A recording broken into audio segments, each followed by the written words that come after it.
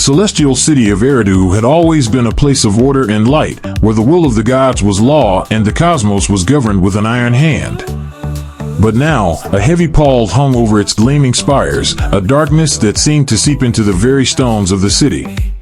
The heavens themselves were dim, the stars flickering like candles in the wind, as if they too sensed the growing unrest that threatened to upend the delicate balance of the universe. In the grand hall of the divine palace, Marduk, the supreme god, sat upon his golden throne, his brow furrowed in thought. His once gleaming armor was dulled with the weight of countless battles, his once bright eyes shadowed with the burden of endless responsibility. The echoes of the past still haunted him, the rebellion of Tiamat, Ishtar, and Enlil, the treachery of the gods he had once considered allies. And now, the underworld, the realm of death and decay, had fallen into their hands, a dark fortress from which they would no doubt launch their campaign to overthrow him. Before him, the gods Nergal, Kali, and Ares stood, their expressions a mixture of frustration and anger. They had fought valiantly to defend their realm, but they had been driven back, their strength no match for the combined might of the rebel gods. They had come to Marduk now, not as conquerors, but as supplicants, seeking his aid to retake what had been lost. Nergal, the god of the underworld, stepped forward, his eyes burning with a cold, unyielding resolve. Marduk, he began, his voice a deep rumble that resonated through the hall. The underworld has fallen. Tiamat, Ishtar, and Enlil have taken what is mine, what is ours.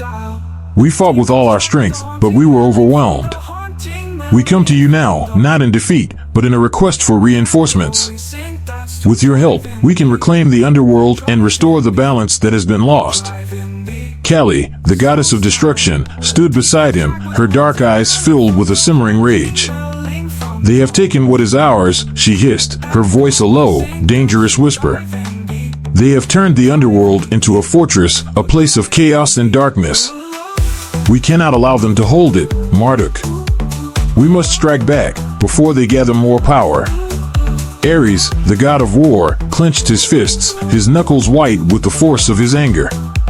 This is not just about the underworld, he growled, his voice filled with the fire of battle. This is about the future of the cosmos. If Tiamat, Ishtar, and Enlil are allowed to continue their rebellion, they will tear the universe apart.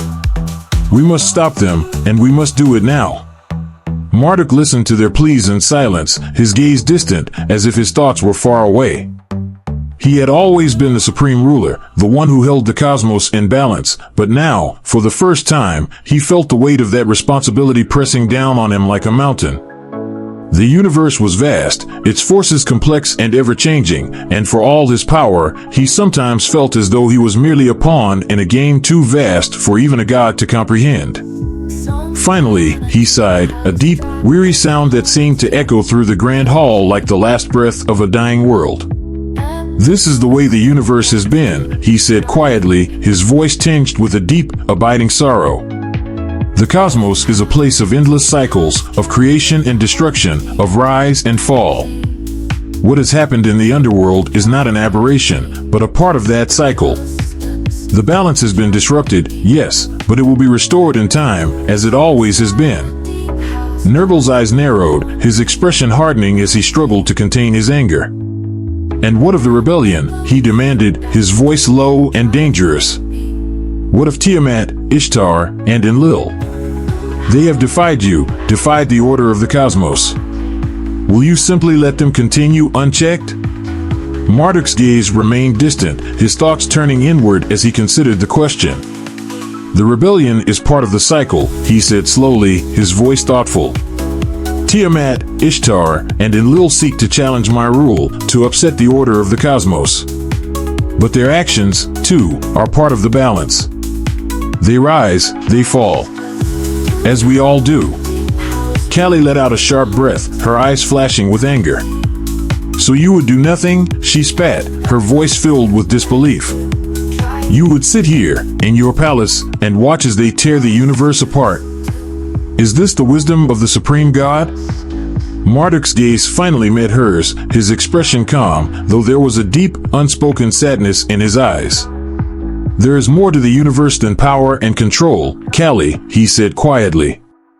There is a wisdom in accepting the way things are, and understanding that not every battle must be fought, not every challenge met with force. Sometimes, the greatest strength lies in acceptance. Ares let out a low growl, his fists clenching even tighter. "And what of us?" he demanded, his voice filled with frustration. "We have fought for you, bled for you. We have lost our realm, our power. Will you abandon us now, in our time of need?" Marduk shook his head slowly, his expression filled with a deep, abiding sorrow. "I do not abandon you, Ares," he said softly. "But there are forces at work here that are beyond even my control. The universe moves according to its own will, its own design. We are but players in a vast, cosmic drama, and sometimes we must accept our roles, even if they are not the ones we would choose." Nergal's eyes flashed with anger, his voice rising as he struggled to contain the fury that burned within him. "You speak of acceptance, of cycles, but what of justice? What of retribution? Tiamat, Ishtar, and Enlil have defied you, defied the very order of the cosmos. Will you allow them to go unpunished?" Marduk's gaze softened, his expression filled with a deep, abiding sadness. "Justice will come, in time," he said quietly. "But it will come in its own way, according to its own design. We cannot force the universe to bend to our will, Nergal. We must learn to move with it, to understand its rhythms, its cycles. That is the true wisdom of the gods." Kali let out a sharp, bitter laugh, her eyes flashing with anger. "And what of our kingdom?" she demanded, her voice filled with frustration. "What of the underworld? Will you simply let it fall into chaos, into the hands of those who would destroy everything we have built?" Marduk's gaze remained calm, though there was a deep, unspoken sadness in his eyes. "The underworld is part of the cycle, Kali," he said softly. "It is a place of death, of decay, of transformation. It will endure, as it always has. The chaos you fear is but a part of its nature, a necessary part of its existence." Ares shook his head slowly, his expression filled with disbelief. "You would have us accept this," he demanded, his voice low and dangerous. "You would have us bow to the will of those who seek to destroy us?" Marduk's gaze met his expression filled with a deep, abiding sadness. "I would have you understand the way of the universe, Ares," he said quietly. "I would have you see that there is a wisdom in acceptance, and understanding that not every battle must be fought, not every challenge met with force. Sometimes, the greatest strength lies in knowing when to let go." The three gods stood in silence, their expressions a mixture of frustration, anger, and disbelief. They had come to Marduk seeking aid, seeking guidance, but the words he had given them were not the ones they had expected, not the ones they had wanted to hear. Finally, Nergal spoke, his voice low and filled with a simmering rage. "You may speak of cycles, of acceptance, Marduk, but I will not stand by and watch as the underworld falls into chaos. I will reclaim what is mine, with or without your help." Kali nodded in agreement, her eyes filled with a cold, unyielding resolve. "We will fight, Marduk," she said, her voice filled with determination. "Even if you will not." Ares, his fists still clenched, let out a low growl. "We will not be abandoned," he said, his voice filled with fury. "We will take back what is ours, and we will do it with or without you." Marduk sighed, his expression filled with a deep, abiding sorrow. "Do what you must," he said quietly. "But remember this, the universe moves according to its own will, its own design. We are but players in a vast, cosmic drama, and sometimes we must accept our roles, even if they are not the ones we would choose." With those words, Marduk turned away, his gaze distant as he returned to his thoughts, his mind once again consumed by the weight of the cosmos.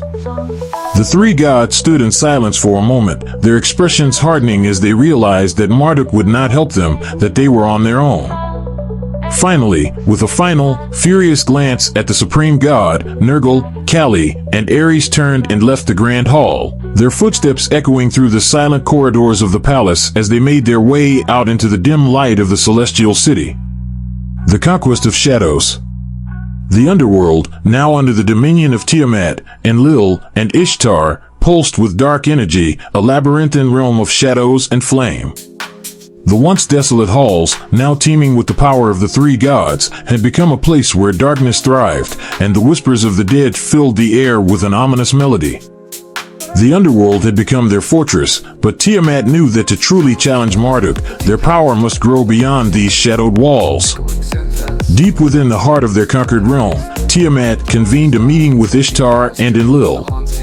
The chamber was a vast cavern, its walls lined with the bones of the ancient dead, its floor a swirling vortex of black mist. The air was thick with the scent of brimstone and decay, and the very ground seemed to pulse with a heartbeat of its own, as if the underworld itself were alive, a creature of shadow and fire. Tiamat, her serpentine form coiled upon a throne of twisted obsidian, gazed at her companions with eyes that burned like twin suns in the void. Her presence was a force of nature, a living embodiment of chaos and destruction, and the air around her crackled with the raw power she wielded. Ishtar, Enlil, she began, her voice a low, resonant hiss that filled the chamber like the whisper of 1,000 souls. We have taken the underworld, and we have transformed it into a stronghold worthy of our power. But this is only the beginning. To truly challenge Marduk, we must expand our dominion, we must grow stronger. And I have seen the path that will lead us to that strength. Ishtar, the goddess of love and war, her form radiant even in the gloom of the underworld, leaned forward, her eyes gleaming with anticipation. "What do you propose, Tiamat?" she asked, her voice a melodic whisper that carried the promise of both creation and destruction. Enlil, the storm god, his gaze as dark as the skies before a tempest, nodded in agreement. "Yes, Tiamat," he rumbled, his voice deep and powerful. "We have come this far together. What is your plan for our next move?" Tiamat's smile was a sharp, predatory thing, a smile that spoke of dark intentions and hidden power. "The demon race," she hissed, her voice filled with malice. "They are strong, cunning, and ancient. They have ruled their own dark realm for eons, but they are isolated, fragmented. If we can bring them under our control, if we can incorporate them into our empire, we will gain a powerful new force to bolster our ranks." Ishtar's eyes widened in surprise, but her smile mirrored Tiamat's in its cold calculation. "The demons are formidable," she mused, her voice thoughtful. "But they are also volatile, unpredictable.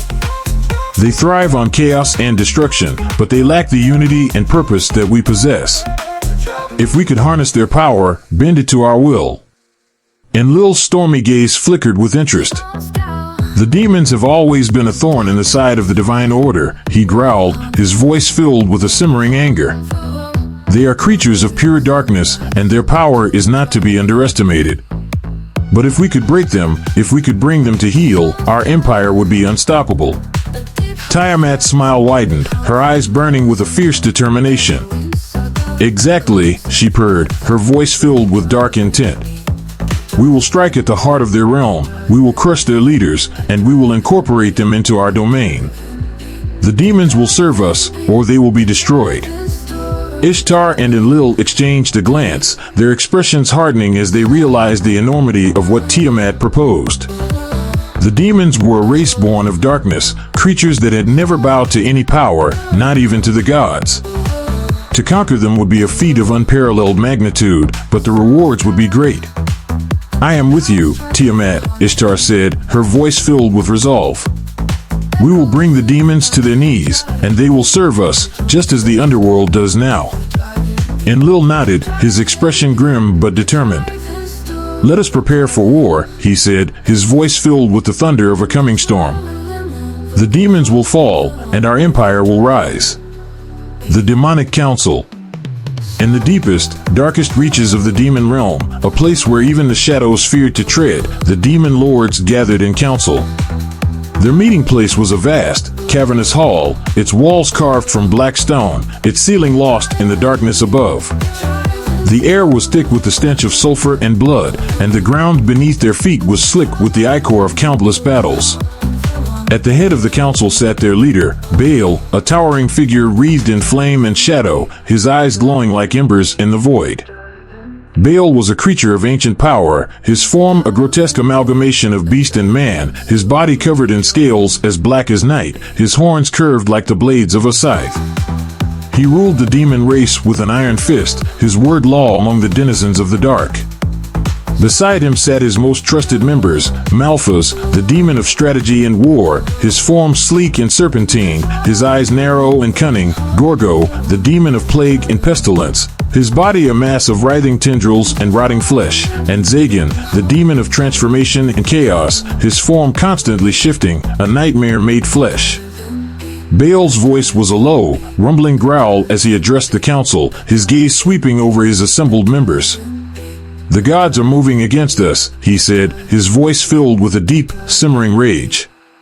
"Tiamat, Ishtar, and Enlil have conquered the underworld, and now they turn their eyes towards our realm. They seek to bring us under their control, to make us their servants. But we are demons, born of the darkness, and we bow to no one." Malphas hissed in agreement, his eyes gleaming with a predatory light. "The gods have always sought to control us, to bend us to their will," he snarled, his voice filled with venom. "But we are not like the other races. We are chaos incarnate, and we will not be tamed." Gorgo let out a wet, gurgling laugh, his tendrils writhing as he spoke. "Let them come," he rasped, his voice a sickly wheeze. "We will spread our plague among them, rot their flesh, and devour their souls. The gods will learn to fear the darkness." Zagan's form shifted, his body warping and twisting as he spoke. "We are the children of chaos," he whispered, his voice a dissonant melody that seemed to echo from the very walls of the chamber. "And chaos cannot be contained. The gods may come for us, but they will find only their doom." Baal's gaze darkened, his eyes burning with a fierce, unyielding resolve. "We will meet the gods in battle," he growled, his voice a low, menacing rumble. "And we will show them the true power of the demon race. They seek to conquer us, to incorporate us into their empire, but they will find that the darkness is not so easily tamed." The confrontation. The armies of the gods and the demons met on the desolate plains at the border of the demon realm, a place where the very ground was scorched black by the fires of countless battles. The sky above was a swirling mass of dark clouds, shot through with the occasional flash of crimson lightning, and the air was thick with the acrid stench of sulfur and blood. Tiamat, her serpentine form coiled like a living storm, led the forces of the gods, her eyes blazing with a fierce determination. Beside her stood Ishtar, radiant even in the gloom, her sword glowing with an inner fire that promised death to any who opposed her. Enlil stood on her other side, his stormy gaze fixed on the demon horde before them, his spear of lightning crackling with barely restrained energy. Across the battlefield, Baal and his members stood at the head of the demon army, their forms wreathed in shadow and flame. The demons were a nightmarish sight, a horde of twisted, monstrous creatures, their bodies warped and twisted by the dark energies that had birthed them. They moved with a savage grace, their eyes gleaming with a malevolent hunger, their claws and fangs eager for the taste of divine flesh. Tiamat's voice was a low, resonant hiss as she addressed the demon lord, her gaze fixed on Baal with a cold, predatory intent. "Baal," she called out, her voice echoing across the battlefield. "You stand before the might of the gods, yet you persist in your defiance. Join us, and you will be granted power beyond your wildest dreams. Resist, and you will be destroyed." Baal's laughter was a deep, rumbling growl that sent a shiver through the ranks of the demon army. "You seek to conquer us, Tiamat," he growled, his voice filled with scorn. "But you know nothing of the darkness that we wield. We are not like the other races. We are demons, born of chaos, and we will not bow to your will." Ishtar stepped forward, her sword held high, its blade gleaming with a fierce light that seemed to cut through the very darkness of the demon realm. "The time for words is over, Baal," she said, her voice filled with a cold, steely resolve. "We will bring you to heel, or we will end you here and now. The choice is yours." Baal's eyes narrowed, his gaze burning with a fierce, unyielding rage. "Then let it be war," he snarled, his voice a low, menacing growl.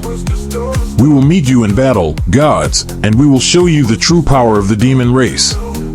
With a roar that shook the very ground beneath their feet, the two armies charged at each other, the forces of the gods and the demons colliding in a cataclysmic clash that sent shockwaves rippling through the battlefield. The air was filled with the sound of clashing weapons, the roar of battle, and the screams of the dying. Tiamat moved through the chaos like a living storm, her form shifting and writhing as she struck at the demons with a fury that seemed to tear the very fabric of reality itself. Her coils lashed out, crushing demons beneath their weight, while her jaw snapped, tearing through flesh and bone with ease. She was a force of nature, a creature of chaos and destruction, and the demons fell before her like wheat before the scythe. Ishtar fought with a grace that belied the ferocity of her attacks, her sword flashing through the air as she cut down demon after demon, her movements a deadly ballet of death and destruction. She was radiant, a beacon of light in the darkness, and the demons shrank back before her, their twisted forms no match for the divine power she wielded. Enlil was a storm incarnate, his spear of lightning flashing through the air as he struck at the demon horde, his power a tempest that tore through their ranks with a fury that left nothing in its wake. He moved with the speed of the wind, his strikes precise and deadly, and the demons fell before him like leaves in a hurricane. The fall of the demon race. At first, the battle raged evenly, the forces of the gods and the demons locked in a struggle that seemed to have no end. The demons fought with a savage fury, their bodies fueled by the dark energies of their realm, while the gods moved with a grace and power that spoke of their divine nature. But as the battle wore on, it became clear that the tide was turning in favor of the gods. The demons, for all their strength and ferocity, were no match for the combined might of Tiamat, Ishtar, and Enlil. The ground beneath their feet was littered with the bodies of the fallen, the air thick with the stench of blood and death, and still the gods pressed their advantage, driving the demons back with a relentless assault. Baal, his body battered and bruised, fought with all the strength he had left, his claws and fangs tearing through the ranks of the gods' forces. But even he could feel the weight of the battle pressing down on him, the knowledge that they were losing, that the demons were being crushed beneath the power of the gods. Malphas, his serpentine form coiled in a defensive stance, hissed in frustration as he watched the demon horde falter. "We cannot hold them," he snarled, his voice filled with a cold, calculating anger. "The gods are too strong. We must retreat, regroup, or we will be destroyed." Gorgo, his tendrils writhing in agitation, let out a wet, gurgling laugh. "Retreat? There is nowhere to retreat to," he rasped, his voice filled with a sickly wheeze. "This is our realm, our home. If we fall here, we fall for good." Zagan, his form shifting and warping as he fought, let out a snarl of frustration. "Then we fight to the last," he growled, his voice a dissonant melody. "We will not bow to the gods, we will not surrender. If we die here, we die as demons, as creatures of chaos and darkness." Baal's gaze darkened, his eyes burning with a fierce, unyielding resolve. "We will fight to the end," he growled, his voice a low, menacing rumble. "But we will not die in vain. If we fall, we will take as many of them with us as we can. Let the gods see the true power of the demon race." But even as the demons fought with all the strength they had left, it was clear that the battle was lost. The forces of the gods pressed their advantage, driving the demons back, breaking their lines, and crushing their resistance beneath the sheer weight of their power. Finally, with a roar that shook the very ground beneath their feet, Tiamat struck the final blow, her form coiling around Baal and crushing him beneath her weight, her jaw snapping as she tore through his flesh and bone.